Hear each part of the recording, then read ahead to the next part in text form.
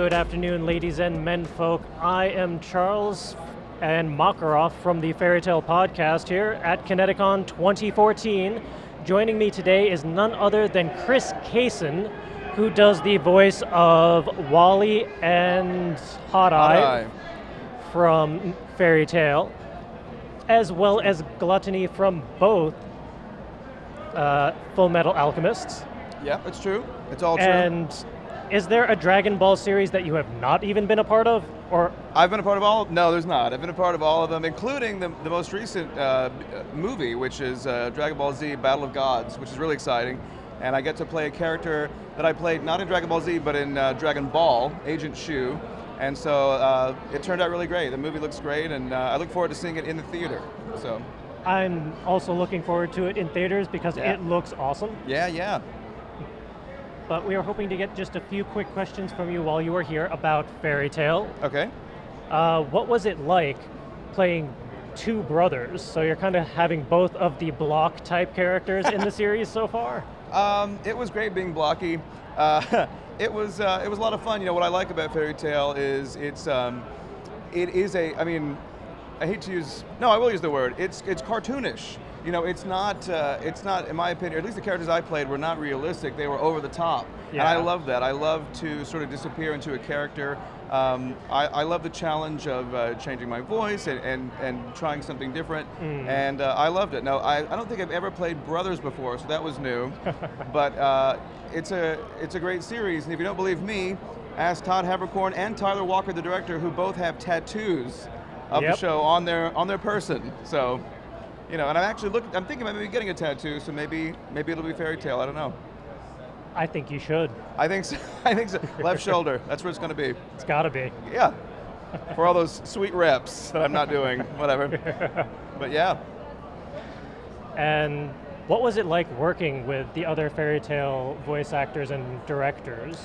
Well, of course, when we record, we go in one at a time, so we don't see each other. In fact, sometimes we see each other only at conventions, and we're like, oh, really? I kissed you, I killed you, nice to meet you. Okay, I mean, that happens a lot.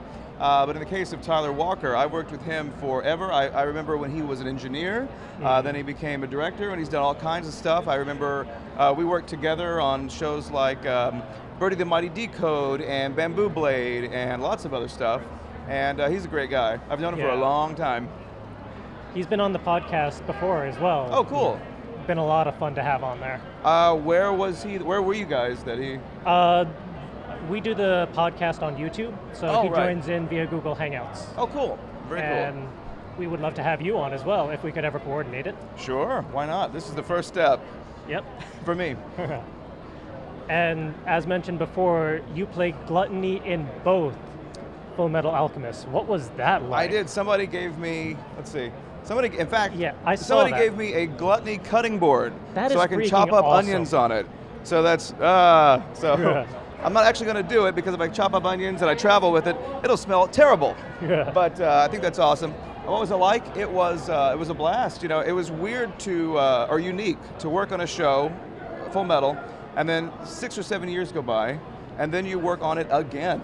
That rarely happens in anyone's career. It's actually happened to me twice. It happened to me with Full Metal and happened in Dragon Ball Z and then Kai. So that was pretty unique. But it was great. And I can't speak for the other actors, but I feel like, well, I had a better time the second time because we knew what to do going in. It was more comfortable. We were used to it, and it was more fun because we were, you know, it was like, you know, it was easier, I thought. Nice. And kind of an insider question, but all of the voice actors we've talked to have said that the Funimation boots are freezing. Is that really true? They like to keep the talent fresh. Yeah, they are, but you know, sometimes you have Walla where you have a group of actors together, and they make a lot of heat very quickly. I like things cold, so it's true it's cold, but that's what I like, it's perfect for me, yeah.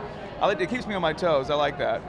So, that and a close by vending machine. So those two things are important. Nice. But it's funny that was, what a specific, who else, I love that, that's true. It's true. I think it was Lucy and Happy. Yep. Yeah, we've had a couple of people comment on that. Very cool. Yeah, it's It is a little chilly to be. Yeah, it is. It must be all the heat from the equipment. Actually, is why they do it. But I'm a fan of keeping it a little. Somewhere between 65 and 72 is a good spot for me. So nice. Yeah. And out of curiosity, what was it like going from Dragon Ball Z to Kai? It was interesting. I was the first, in Dragon Ball Z, I was the first Popo and the first Tien, and then I had to leave. I actually left to go do a play for a national touring company of a play, and that put me out for 9 to 10 months. And in that time, they had to replace me because Funimation was only doing Z at that time. Yeah. And so Chris Abbott took over the reins as Popo, John Bergmeyer took over as Tien, and it was cool because going back into Kai, I got Popo back. I got my Popo back, and it was great. It was kind of like Brotherhood in that I was coming back to something I had done before, and so it was great. And frankly, I think just because it was such a well-oiled machine at that time, I think both Brotherhood and Kai, I think they look and sound even better. So nice. So it was fun. Are there any series you've done that you would like to see redone or rebooted or updated, and then have a part? Naturally. Well, there were a few shows that I wish kept going. They couldn't keep going for certain business reasons, but obviously I play a character in Sergeant Frall called Tararu, and I wish that dub would continue, and Hanai and School Rumble, and Babbitt and Kodacha, and I wish there are some series I just wish the dubbing would continue. I know that I was a few characters on Case Closed or Detective Conan. Nice. And I directed about 30 of those episodes, and I loved that show, and I wish we were still working, I wish I was still a part of that again, because it was, well, two reasons. It was fun and nostalgic for me. So yeah, there are some shows like that, sure. Nice. Would you prefer to be a voice actor on those or an ADR?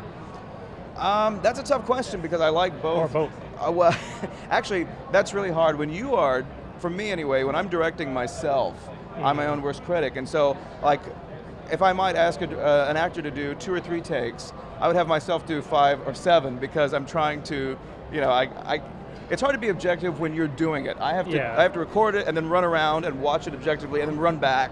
So I would say one or the other, but not both. So yeah, maybe today I'll say voice acting. Okay. But they're both neck and neck all the time. Nice.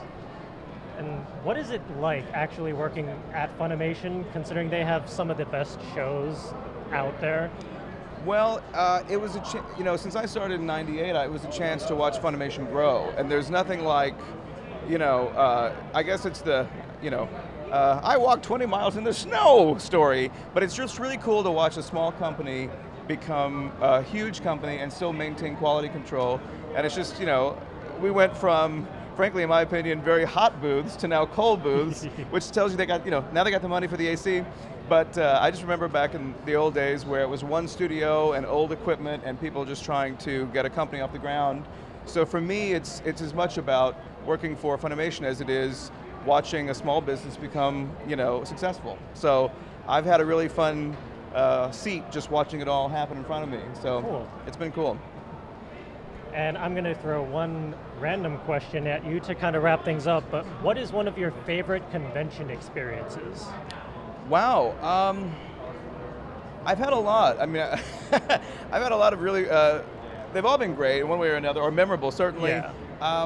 I think, it sounds kind of like, it's kind of a cliche. It's not, it wasn't like, fireworks went off in my room or anything, but it was, there was a con, I went to a con, it was over my birthday, and they surprised me and took me out to dinner, and they gave me a cake, and on the cake, in the icing, were all the different faces of my characters that I'd done. That's awesome. And I just thought that was the sweetest. That's really cool. That was a warm and fuzzy, and you get that a lot at cons. I find there's kind of like, there's this great feeling at a convention of people being together, and it's warm and fuzzy all around. But that cake, I still remember. That was cool. That was cool. All right, I don't want to take up too much of your time. No problem. I think we're going to wrap this up, but thank you again for talking to us. We really appreciate it. Sure, no problem. It was fun. And we do hope to get you on the Fairy Tale podcast when we can. Okay, I'm ready. We will be in touch. All right, cool. And I have your card. Hooray! Right there. All right, we're signing out. Until next time, all. See ya. And Makarov from the Fairy Tale Podcast here at ConnectiCon 2014. Joining me today is none other than Chris Cason, who does the voice of Wally and Hot Eye. From. And I look forward to seeing it in the theater. So. I'm also looking forward to it in theaters because it looks awesome. Yeah. But we are hoping to get just a few quick questions from you while you are here about Fairy Tale. Okay, part of all of them, including the most recent movie, which is Dragon Ball Z Battle of Gods, which is really exciting. And I get to play a character that I played not in Dragon Ball Z, but in Dragon Ball, Agent Shu. And so it turned out really great. The movie looks great.